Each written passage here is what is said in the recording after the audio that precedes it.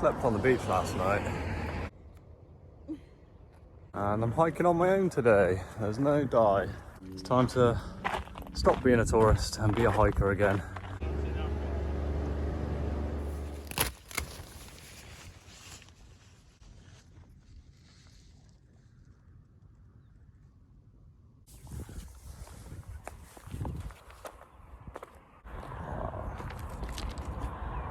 Good morning. This was my night last night. Nice and cozy, overlooking Ein Bokek and the Dead Sea.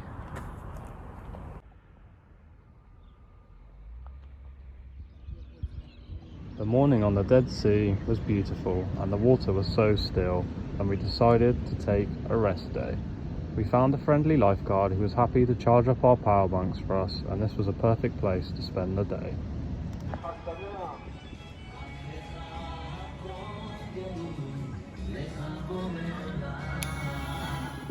Di's brother Daniel and his partner Esty came to join us for the day, and Di made us all some yummy tasty food to eat on the beach.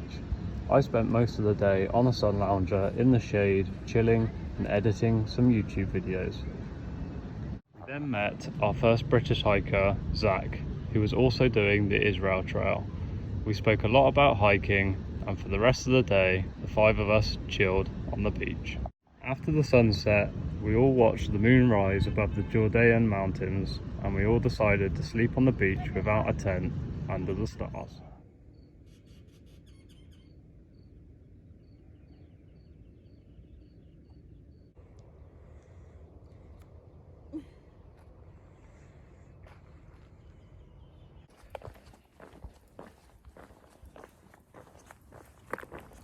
A beautiful morning along the Dead Sea. I slept on the beach last night, which in theory is always a nice thought, but I never get a good night's sleep just sleeping out without a tent. We just had our mats and a sleeping bag on the sand. It was beautiful, but we were getting harassed by mosquitoes for a good few hours. And I'm hiking on my own today. There's no Di, and Di's plans are up in the air now at the moment. She's got a friend's wedding in South Africa in 8 days that she's not sure she wants to go to or not. And today she's going to take a bus with her brother to Masada, where I'm hiking to today. And then she might hike with me for a day or two, then go to her friend's wedding, or she might not go to the friend's wedding and carry on hiking with me. If she goes to the friend's wedding, she might come back in a week or 2 weeks and then continue hiking. She might not continue hiking, so it's all up in the air at the moment. But yeah, her plans are just up in the air, basically. The short story is.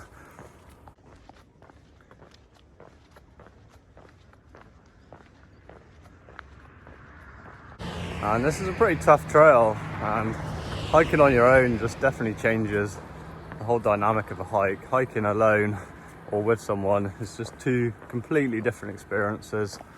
I'm looking forward to doing a bit of hiking on my own and exploring a bit of solo hiking out here in Israel.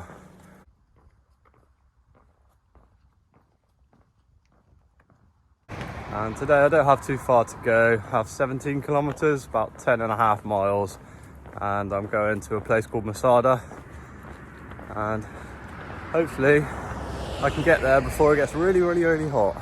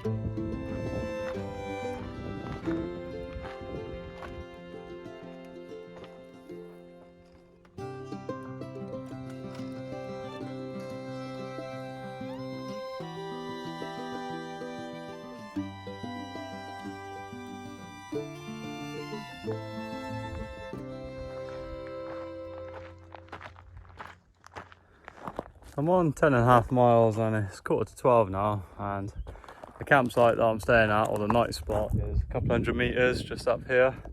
So I've made good time to get here, and I'm right at the base of the ancient city of Masada, which is just up this track and behind me.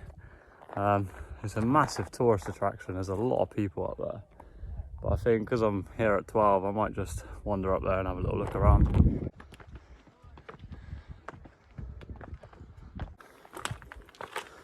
So Masada was built by King Herod, or Herod the Great, just over 2,000 years ago. There's a fortification and a winter palace, and it is a bit of a climb to get up to it. It is in a well fortified location. This place was incredible. You could just sense and feel the history here, and there was awesome mosaic floors to look at and a lot of building remains. I took a short break pondering the history, and what was even more incredible was how the Romans attacked this fortification.